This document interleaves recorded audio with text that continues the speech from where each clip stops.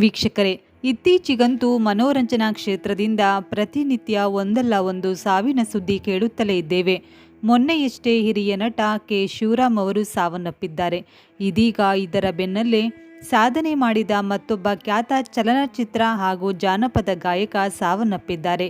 ಹಾಗಾದರೆ ಯಾರಿದು ಗಾಯಕ, ಇವರ ಸಾಧನೆ ಏನು ಮತ್ತು ಇವರ ಸಾವಿನ ಬಗ್ಗೆ ಕುಟುಂಬದವರು ಹೇಳಿದ್ದೇನು ಎಂಬ ಸಂಪೂರ್ಣ ಮಾಹಿತಿಯನ್ನು ಈ ವಿಡಿಯೋದಲ್ಲಿ ನೋಡೋಣ ಬನ್ನಿ. ಅದಕ್ಕೂ ಮುನ್ನ ನಿಮಗೂ ಕೂಡ ಸಂಗೀತ ಲೋಕ ಇಷ್ಟ ಅನ್ನೋದಾದರೆ ತಪ್ಪದೆ ವಿಡಿಯೋವನ್ನು ಲೈಕ್ ಮಾಡಿ, ಹಾಗೆ ನಮ್ಮ ಚಾನಲನ್ನು ಸಬ್ಸ್ಕ್ರೈಬ್ ಮಾಡಿಕೊಂಡು ನಮ್ಮನ್ನು ಬೆಂಬಲಿಸಿ. ಹೌದು, ಚಲನಚಿತ್ರ ಮತ್ತು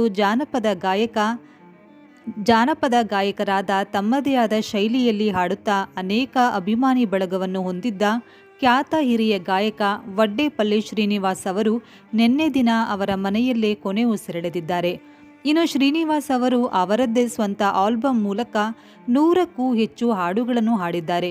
ಕನ್ನಡ, ಹಿಂದಿ, ತೆಲುಗು ಸೇರಿ ಹಲವಾರು ಭಾಷೆಗಳಲ್ಲಿ ಹಾಡಿದ್ದಾರೆ. ಜೊತೆಗೆ ಗಬ್ಬರ್ ಸಿಂಗ್ ಹಾಡಿಗೆ ಇವರಿಗೆ ಫಿಲ್ಮ್ ಫೇರ್ ಪ್ರಶಸ್ತಿ ಕೂಡ ಸಿಗಿದೆ.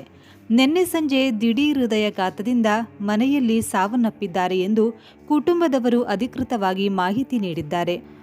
ಈ ರೀತಿ ಸಾವನ್ನಪ್ಪಿರುವ ಸಾಧಕರ ಸಾವಿಗೆ ಅನೇಕ ಗಣ್ಯಾತಿ ಗಣ್ಯರು ಕೂಡ ಸಂತಾಪ ಸೂಚಿಸಿದ್ದಾರೆ. ನೀವು ಕೂಡ ಇವರ ಆತ್ಮಕ್ಕೆ ಶಾಂತಿ ಕೋರಿ ತಪ್ಪದೆ ಓಂ ಶಾಂತಿ ಎಂದು ಕಾಮೆಂಟ್ ಮಾಡಿ.